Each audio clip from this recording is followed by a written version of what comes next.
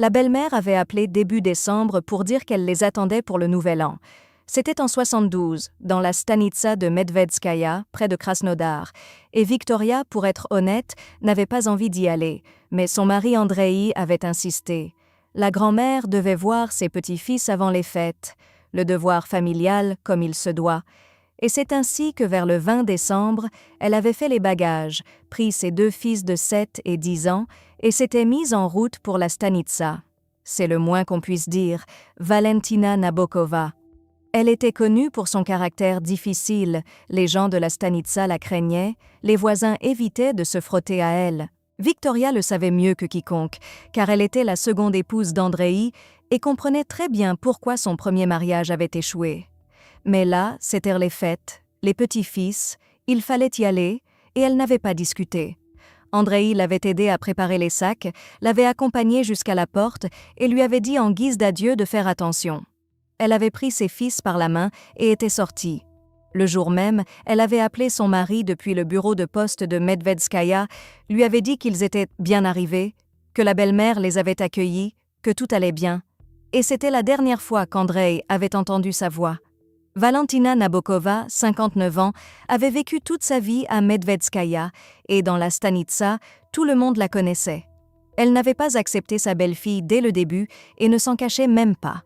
Victoria était d'un autre peuple, une étrangère, pas celle qu'il fallait à son fils pour tout le monde. Andrei essayait d'arrondir les angles, mais sa mère ne l'écoutait pas. Puis les petits-fils étaient arrivés. 2 garçons, et Valentina avait semblé s'adoucir, elle n'exprimait plus d'hostilité ouverte. Elle avait commencé à les inviter, à envoyer des cadeaux. Victoria, à vrai dire, n'y croyait pas entièrement. Elle se souvenait trop bien du regard que sa belle-mère posait sur elle les premières années. Mais pour ses fils, pour son mari, elle supportait, elle y allait, elle souriait. Victoria était arrivée avec ses fils le 30 décembre. La belle-mère les avait calmement nourris après le voyage, leur avait montré où dormir, tout comme d'habitude. Victoria avait soufflé, apparemment ça s'était bien passé. On les attendait de retour une semaine plus tard. Les vacances se terminaient, Victoria devait reprendre le travail à l'école et les garçons retournaient en classe. Mais personne n'était revenu. Andrei avait attendu 1 jour, 2, 3 et aucune nouvelle. Appeler était impossible, le téléphone portable n'existait pas à l'époque et on ne pouvait pas courir jusqu'au bureau de poste de la stanitsa. Il s'était dit qu'ils avaient peut-être simplement pris du retard. Après tout, les garçons se plaisaient chez leur grand-mère. Ou bien les routes étaient enneigées, ou autre chose. Une semaine était passée, puis une deuxième. Victoria manquait le travail, les garçons manquaient l'école, et personne n'avait prévenu, personne n'avait envoyé le moindre message. Un silence total. Les proches de Victoria avaient commencé à s'inquiéter, à demander à Andrei où elle était, et lui-même ne le savait pas, ne comprenait pas ce qui se passait. Un tel silence ne ressemblait absolument pas à sa femme. Elle prévenait toujours si quelque chose changeait dans les plans. Et en janvier, il était devenu clair qu'on ne pouvait plus attendre. Andrei s'était préparé et était parti lui-même à Medvedskaya pour comprendre ce qui s'y passait. Valentina avait ouvert la porte et regardé son fils calmement, comme si elle attendait cette visite. Andrei avait immédiatement demandé où étaient Vika et les garçons. Elle avait haussé les épaules et répondu qu'ils étaient restés très peu et étaient repartis. Qu'ils étaient partis au Turkménistan, chez la famille de Victoria. Elle avait dit qu'il faisait plus chaud là-bas, qu'ils voulaient y passer l'hiver, qu'elle les avait accompagnés jusqu'au bus, leur avait fait un signe de la main et ne les avait plus revus. Elle avait dit cela de façon tranchante, sans la moindre trace d'inquiétude, et n'avait même pas demandé en retour ce qui se passait, pourquoi il posait cette question. Andrei se tenait sur le seuil et ne comprenait pas ce qui se passait. Victoria ne lui avait jamais parlé du Turkménistan, aucun projet, aucune conversation à ce sujet. Partir pour des mois sans prévenir son mari, en abandonnant son travail, cela ne lui ressemblait absolument pas. Cela ne ressemblait à rien du tout. Il avait demandé quand ils étaient partis. Qu'ils étaient partis presque tout de suite après les fêtes. Il avait demandé pourquoi elle n'avait pas appelé. Elle avait de nouveau haussé les épaules, disant que ce n'était pas son affaire. La belle-fille était adulte, elle décidait elle-même. Andrei avait parcouru la cour, la maison du regard. Tout semblait normal en apparence, rien de bizarre. Sauf qu'à l'intérieur, c'était vide. Ni les voix des garçons, ni leurs affaires. Sa mère le regardait d'un air impassible, sans expression, et attendait simplement qu'il s'en aille. Il était parti, mais pas chez lui. Andrei s'était rendu à la milice le jour même et avait déposé une déclaration. Sa femme et ses fils avaient disparu. Il les avait vus pour la dernière fois en décembre. La belle-mère disait qu'ils étaient partis au Turkménistan, mais il n'y croyait pas. Les agents avaient fait une demande et contacté les proches de Victoria au Turkménistan. La réponse était arrivée rapidement. Personne n'était venu, ni la femme, ni les garçons. On ne les attendait pas là-bas et on ne les avait pas vus. En janvier 1973, une affaire pénale avait été ouverte pour disparition. Les enquêteurs avaient commencé à vérifier, interroger tous les chauffeurs de bus qui passaient par Medvedskaya dans les premiers jours de janvier. Les lignes vers Krasnodar, vers Timashevsk, vers les autres gares, on leur montrait des photographies. Personne ne se souvenait d'une femme avec 2 garçons, aucune correspondance.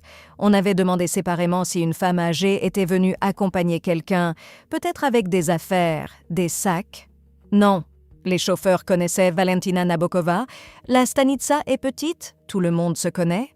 Mais à la gare routière, personne ne l'avait vue ces jours-là, et c'est là que la version de la belle-mère avait commencé à s'effondrer. Victoria et ses fils n'étaient montés dans aucun bus. Personne ne les avait accompagnés nulle part. Ils n'étaient pas partis. Les enquêteurs avaient parcouru la stanitsa, commencé à interroger les voisins et les connaissances, tous ceux qui vivaient près de la maison de Nabokova. Et là, des choses avaient commencé à remonter à la surface. L'un d'eux s'était souvenu que cette nuit-là, la nuit du 31 décembre, de la cheminée de la maison de Valentina s'élevait une fumée épaisse. Pas la fumée habituelle du poêle, mais une autre, noire, lourde, comme si on avait fait brûler quelque chose longtemps et obstinément. On avait alimenté le feu pendant plusieurs heures d'affilée, alors que la nuit n'était pas si froide que cela. D'autres avaient entendu du bruit. D'abord des cris de dispute, forts, secs, puis des hurlements. Impossible à identifier, mais il y avait clairement plus d'une voix. Et aussi une sorte de fracas, comme si quelque chose tombait. Certains voisins avaient dit qu'on avait même frappé quelque part, comme si quelqu'un appelait à l'aide. Les enquêteurs avaient demandé pourquoi ils n'étaient pas sortis, pourquoi ils n'avaient pas appelé la milice. Le silence, puis une réponse honnête. Ils avaient peur. Avec Baba Valia, personne ne voulait s'attirer des ennuis. Qui sait ce qui se passait chez eux, une affaire de famille, ils se débrouilleraient. Ils ne s'étaient pas débrouillés. L'enquête avait dressé un premier bilan. Victoria et ses fils étaient arrivés à Medvedskaya le 30 décembre, c'était confirmé. Ils n'avaient pas quitté la stanitsa, c'était également confirmé. La nuit du Nouvel An, dans la maison de la belle-mère, on avait entendu des cris et vu une fumée étrange. La conclusion s'imposait d'elle-même. Une perquisition avait été menée dans la maison de Valentina. La première hypothèse sur laquelle travaillèrent les enquêteurs était simple et, somme toute, typique pour ce genre d'affaires. Elle avait mis fin à leur vie et les avait enterrés dans la cave. C'est ce que beaucoup faisaient. Sa propre maison, son propre terrain, personne ne viendrait fouiner. Les voisins avaient peur, et en hiver, même si la terre est gelée, dans la cave il fait tout de même plus chaud. Et si on le veut vraiment, on peut creuser un trou en s'y appliquant. Les agents étaient descendus et avaient commencé à creuser. Ils travaillaient méthodiquement, couche après couche, vérifiaient chaque coin, chaque portion du sol, sondèrent les murs à la recherche de cavités, tout signe indiquant que quelque chose avait été dissimulé ici. Rien, ni ossements, ni fragments, ni traces sur le sol ou les murs, ni l'odeur caractéristique de décomposition. Bien que quelques semaines seulement se soient écoulées depuis la disparition, et si quelque chose s'était trouvé là, on l'aurait senti. La terre était normale, compacte, tassée, aucun signe qu'elle avait été récemment remuée ou retournée. Ils avaient passé toute la cave au peigne fin jusqu'aux fondations, soulevé chaque couche. Vide, les enquêteurs étaient remontés. Valentina avait observé tout cela calmement pendant ce temps, sans nervosité, sans poser de questions, sans demander ce qu'ils cherchaient, ni pourquoi. Elle se tenait simplement là et attendait qu'ils aient fini. L'hypothèse de la cave ne s'était pas confirmée, mais les enquêteurs savaient que les dépouilles devaient se trouver quelque part. 3 personnes ne pouvaient pas disparaître sans laisser de traces. Elles ne s'étaient tout de même pas volatilisées dans les airs. Et alors ils avaient commencé à réfléchir à d'autres endroits possibles. L'hypothèse suivante sur laquelle ils avaient commencé à travailler concernait le garage, avec son sol en béton, et si l'on coule une nouvelle chape par-dessus, personne ne le remarque, en hiver ça prend vite, et au final, c'est un endroit pratiquement idéal pour dissimuler quelque chose. Ils avaient amené des outils et commencé à ouvrir le sol. Les marteaux-piqueurs brisaient le béton morceau par morceau, en dessous apparaissait la terre, et les agents creusaient plus profond. 50 cm, 1 mètre, ils vérifiaient chaque portion littéralement centimètre par centimètre, car ils savaient que si quelque chose se trouvait là, il ne fallait pas passer à côté. Le travail avait duré plusieurs jours d'affilée. Ils avaient retiré tout le sol, examiné le terrain en dessous, tamisé la terre, cherché le moindre indice, et de nouveau, rien. Aucune trace d'inhumation, aucune terre perturbée, pas la moindre piste qui aurait pu indiquer que quelque chose s'était passé ici. Le béton s'était avéré ancien, on ne l'avait pas touché depuis longtemps, et en dessous se trouvait un sol intact qu'on n'avait manifestement pas creusé ni en décembre ni au cours des dernières années. De nouveau vide. Valentina gardait toujours le silence et se comportait comme si tout cela ne la concernait pas. Lors des interrogatoires, elle répétait la même chose. « Ils sont partis au Turkménistan. Je ne sais pas où ils sont. Cherchez vous-même. » 2 hypothèses avaient été vérifiées, et les 2 s'étaient révélées être des impasses. L'enquête commençait à s'enliser, car les dépouilles restaient introuvables, et sans elles, l'affaire s'effondrait de fait. Mais il restait encore un endroit qui n'avait pas été vérifié. Près de la Stanitsa coulait une rivière, petite, vaseuse, au courant lent, et en hiver, elle ne gelait pas entièrement. Les enquêteurs savaient que si l'on y jetait quelque chose de lourd, la vase l'engloutirait, le recouvrirait, et le retrouver ensuite serait très difficile. Ils avaient décidé de la vérifier aussi. Des équipements avaient été acheminés, des plongeurs avaient travaillé, ratissant le fond sous le pont, en aval, aux endroits où le courant pouvait rabattre vers la rive. Le fond vaseux était soulevé à l'aide d'équipements spéciaux pour remonter tout ce qui pouvait s'y trouver. Le travail avait duré plusieurs jours. Le résultat avait été le même. Rien. Pas une seule découverte, pas le moindre indice. Après cela, ils avaient ratissé les bandes forestières autour de la Stanitsa, parcouru les champs, inspecté les bâtiments abandonnés, les vieux puits, les fosses, tout ce qui pouvait servir d'endroit pour dissimuler quelque chose. Et partout, c'était vide. 3 personnes, une femme et ses 2 fils, avaient disparu sans laisser de traces. Ils n'étaient pas partis. C'était désormais établi. Ils n'étaient pas partis à pied, car quelqu'un les aurait vus. Ils ne se cachaient pas chez une connaissance, cela aussi avait été vérifié. Et ils ne se trouvaient dans aucun des endroits où l'on dissimule habituellement quand on veut effacer les traces. L'enquête se heurtait à un mur. On continuait d'interroger Valentina. On la convoquait encore et encore, on lui posait les mêmes questions sous différentes formulations. Elle répondait toujours pareil. « Je ne sais rien, je n'ai vu personne, je les ai accompagnés au bus, et c'est tout. » Elle ne se contredisait jamais, se tenait comme si tout cela ne la concernait pas du tout, comme s'il s'agissait de parfaits étrangers et non de sa propre belle-fille et de ses petits-fils. Valentina avait été placée en détention provisoire au centre de détention. Les interrogatoires avaient commencé, longs, éprouvants, mais elle tenait bon. Quand on lui demandait directement si c'était elle qui avait mis fin à leur vie, elle répondait avec le même calme. « Je n'ai touché personne. Si vous avez des doutes, trouvez des preuves. » Dès les premiers jours, un avocat était apparu à ses côtés. D'où venait l'argent pour un défenseur, on ne le savait pas, mais l'avocat était expérimenté et avait immédiatement élaboré une stratégie. Se taire, ne rien avouer, ne rien expliquer, ne pas entrer en discussion avec les enquêteurs. Pas de preuves, pas d'affaires, qu'ils cherchent eux-mêmes et qu'ils prouvent eux-mêmes. Et Valentina se taisait. Lors des interrogatoires, elle répétait ce qu'elle avait appris par cœur. En cellule, elle ne parlait à personne. Des agents avaient été placés auprès d'elle dans le but de la faire parler, de gagner sa confiance, de soutirer le moindre détail, la moindre information. En vain. Nabokova tenait de manière inflexible. Pas un mot sur cette nuit-là, pas la moindre allusion à ce qui s'était passé dans sa maison la nuit du Nouvel An. La stratégie de l'avocat fonctionnait à la perfection. En septembre 1973, l'affaire piétinait depuis 8 mois déjà, et c'était une impasse totale. Andreï avait obtenu un droit de visite avec sa mère. Il était assis face à elle dans le parloir, la regardait dans les yeux. Elle regardait ailleurs, à côté de lui, comme s'il n'était même pas là. il avait demandé directement « Silence ». Et de nouveau rien, pas un mot, pas un mouvement, comme si elle ne l'entendait pas du tout. Il avait dit qu'il savait que c'était elle, qu'il le comprenait. Valentina n'avait ni nié, ni cherché à se justifier, ni prononcé les mots qu'on prononce habituellement dans ces cas-là, comme Côte 2, elle s'était simplement tue, avait baissé les yeux et attendu que le temps de visite s'écoule. Andrei était revenu encore, et encore une fois, et encore, à chaque fois il posait les mêmes questions, et à chaque fois il recevait en réponse le même silence. Il ne criait pas, ne menaçait pas, n'essayait pas de faire pression. Il demandait simplement, sachant déjà qu'il n'y aurait pas de réponse, il demandait parce qu'il ne pouvait plus rien faire d'autre pour sa famille. Les enquêteurs observaient ces rencontres en espérant que peut-être à son fils elle finirait par parler, que peut-être elle craquerait parce que c'était quand même son propre enfant. Elle n'avait pas craqué. Valentina se taisait comme si derrière ce silence se dressait un mur, sourd, sans la moindre fissure. L'affaire avait alors été confiée à une nouvelle équipe.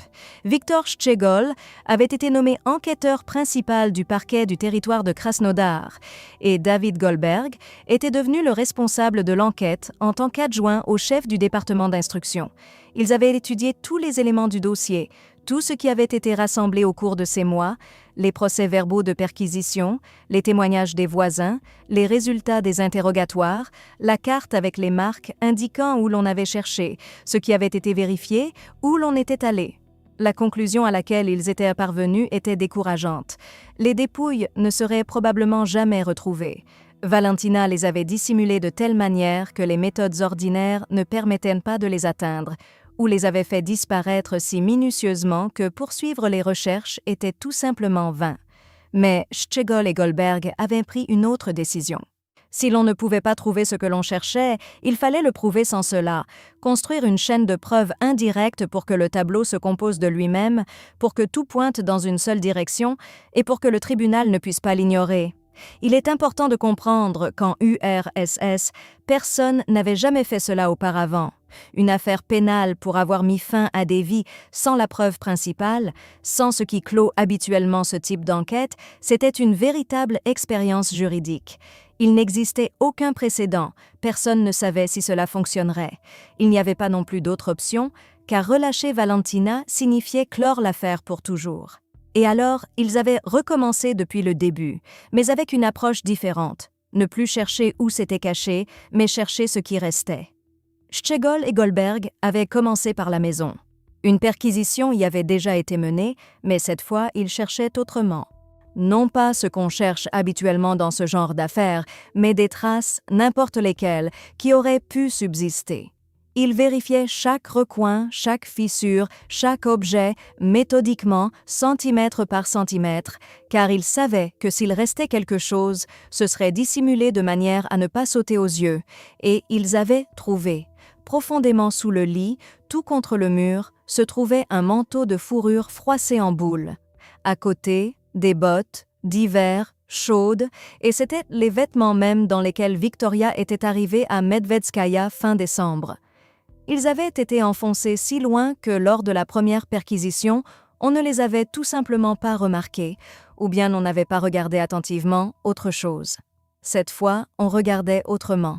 Le manteau, les bottes, les vêtements d'hiver de la belle-fille, et tout cela se trouvait dans la maison de la belle-mère. Et là se posait une question à laquelle la version de Valentina n'avait pas de réponse. Si Victoria était partie au Turkménistan, pourquoi avait-elle laissé ses vêtements d'hiver? Fin décembre, le froid, le gel. Et dans quoi serait-elle partie alors? En pantoufles? Et pourquoi le manteau était-il froissé et enfoncé sous le lit plutôt que suspendu dans une armoire? Non pas rangé soigneusement, mais précisément caché, comme si quelqu'un avait voulu qu'on ne le trouve pas. La version du départ s'était effondrée définitivement. Ce n'était ni un oubli ni de la négligence, c'était un mensonge. Mais pour le tribunal, cela ne suffisait pas encore. Des vêtements laissés ne constituaient pas en eux-mêmes la preuve que quelque chose de terrible s'était produit, il fallait davantage. Ils avaient continué à chercher plus loin. La cour, les dépendances, chaque recoin, tout ce qui pouvait fournir le moindre indice. comme on en trouve plusieurs dans chaque exploitation, mais un détail avait immédiatement attiré l'attention. Le manche avait été récemment repeint, d'un bleu vif, de la peinture fraîche manifestement appliquée par-dessus quelque chose. Et là se posait une question. Pourquoi repeindre le manche d'une hache ? Le bois ne pourrit pas assez vite pour nécessiter une peinture urgente, et le souci esthétique pour un outil de cour, c'était déjà vraiment étrange. Personne ne fait cela d'habitude. La seule raison pour laquelle il aurait été logique de repeindre le manche, c'était pour dissimuler ce qui s'y trouvait auparavant. Des taches, des traces, quelque chose qui s'était incrusté dans le bois. La hache avait été saisie et envoyée en expertise. Les criminologues avaient travaillé minutieusement, grattant les couches de peinture, examinant le bois en dessous, cherchant des traces, même infimes, même anciennes, qui auraient pu se conserver dans les pores du bois. Les résultats s'étaient avérés ambigus. Insuffisant pour une conclusion catégorique, la peinture avait fait son œuvre et détruit la majeure partie de ce qui aurait pu s'y trouver. La preuve directe n'avait pas été obtenue. La hache s'était ajoutée à la chaîne d'indices. Le tableau commençait à se dessiner, encore fait de fragments, mais déjà en quelque chose de cohérent. Les criminologues avaient continué à travailler dans la maison, cherchant des traces biologiques, ce qui avait pu rester sur les surfaces, dans les fissures, dans les endroits difficiles à nettoyer complètement, même en s'y appliquant, et ils avaient trouvé un fragment d'empreinte digitale, petit, estompé mais encore lisible, dans du sang. Et le plus important, la taille de cette empreinte n'était manifestement pas celle d'un adulte. L'empreinte avait été envoyée en expertise et comparée avec des échantillons, avec les effets des disparus, avec les éléments provenant de l'appartement de Krasnodar où vivait la famille de Victoria. Le résultat était arrivé. Sans ambiguïté, l'empreinte appartenait à l'un des petits-fils de Valentina. Le sang de son petit-fils dans sa propre maison, et ce n'était pas une égratignure, pas une coupure accidentelle, pas un petit incident domestique qu'on pourrait expliquer par la maladresse d'un enfant. C'était une trace ensanglantée dans un endroit où elle n'aurait absolument pas dû se trouver. Dans une maison d'où, selon la propriétaire, tout le monde était parti vivant et en bonne santé, avait pris le bus et était parti au Turkménistan. Et cela changeait absolument tout. Ce n'était plus une question de savoir s'ils étaient partis ou non. C'était désormais un fait établi. Du sang avait été versé dans cette maison et c'était celui de l'un des disparus. La chaîne s'était refermée, l'affaire avait été transmise au tribunal. Schegol et Goldberg avaient préparé tout ce qu'ils pouvaient. Plus de 30 expertises, criminalistiques, biologiques, balistiques. Chaque indice avait été documenté, examiné et confirmé par des spécialistes. Le manteau et les bottes de Victoria cachés sous le lit, la hache aux manches repeints, l'empreinte digitale ensanglantée du petit-fils, les témoignages des voisins sur les événements de la nuit du Nouvel An, les déclarations des chauffeurs de bus, la réponse du Turkménistan. C'était une chaîne de preuves indirectes, maillon après maillon, et parmi eux, il n'y avait pas une seule preuve directe, mais ensemble, ils composaient un tableau qui ne pouvait s'expliquer autrement que par ce qui s'était passé cette nuit-là. David Goldberg avait personnellement soutenu l'accusation. Le procès avait duré plusieurs jours. Valentina était assise sur le banc des accusés avec la même expression que lors des interrogatoires, calme, détachée, comme si tout cela n'arrivait pas à elle. Goldberg avait présenté les preuves, indice après indice, expertise après expertise, et avait construit toute la chaîne de manière à ce que chaque maillon renforce le suivant, pour que le tableau se compose de lui-même. L'avocat de la défense insistait sur un point. Où était la preuve principale ? Si elle n'existait pas, alors il n'y avait pas de confirmation que quiconque avait subi quoi que ce soit. Peut-être qu'ils étaient repartis, peut-être qu'ils se cachaient quelque part. Les preuves indirectes, ce n'était pas encore un fait établi. Le tribunal s'était retiré pour délibérer. Quand les juges étaient revenus, la salle avait retenu son souffle. Coupable. 15 ans de réclusion. C'était la peine maximale pour une femme selon la législation de l'URSS. On ne pouvait tout simplement pas donner davantage, même compte tenu de la gravité de ce qu'elle avait commis. Valentina avait écouté le verdict en silence, n'avait pas tressailli, n'avait pas baissé les yeux, n'avait montré absolument aucune réaction, elle avait simplement hoché la tête vers les gardes et s'était levée. La défense avait fait appel et la Cour suprême de la RSFSR avait examiné l'affaire, mais avait maintenu le verdict sans modification. Lors de la procédure, Andrei avait raconté aux enquêteurs ce qu'il avait eu jusque-là.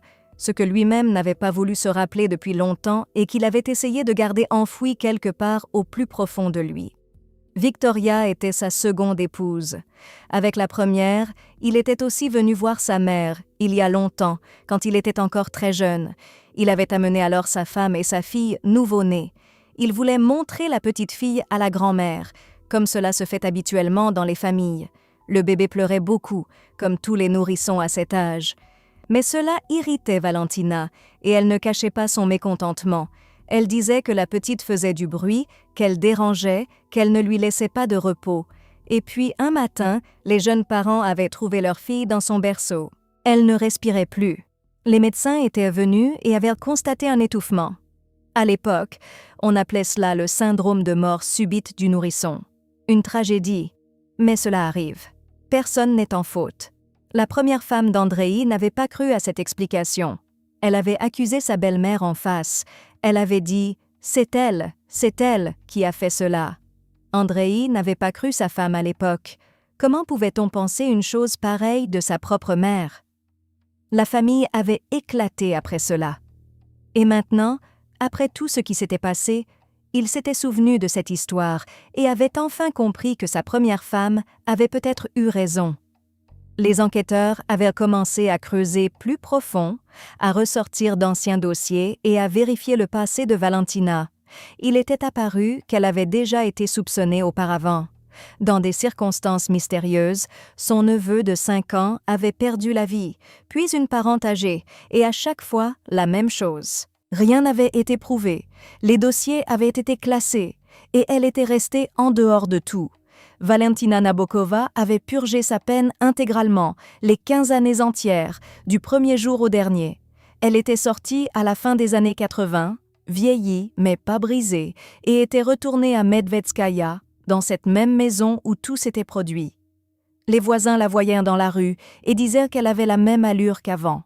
Silencieuse, pesante, avec ce même regard qui donnait envie de détourner les yeux. 1 an plus tard, elle n'était plus de ce monde. Elle n'avait jamais prononcé un seul mot sur ce qui s'était passé, ni au procès, ni en détention, ni après sa libération. Ce qui s'était passé la nuit du Nouvel An de l'année 72 était resté avec elle, et ce secret, elle l'avait emporté. Victoria et ses fils n'ont toujours pas été retrouvés. Plus de 50 ans ont passé, et pendant tout ce temps, on n'a découvert ni ossements, ni fragments, ni traces d'inhumation. 3 personnes ont disparu, et la terre ne les a jamais rendues. Que reste-t-il de cette histoire?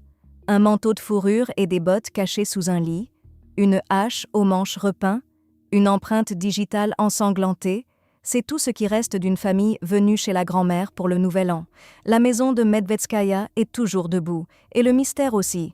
Si cette vidéo vous a plu, mettez des likes, laissez des commentaires pour nous dire ce que vous en pensez, et abonnez-vous à notre chaîne. À bientôt.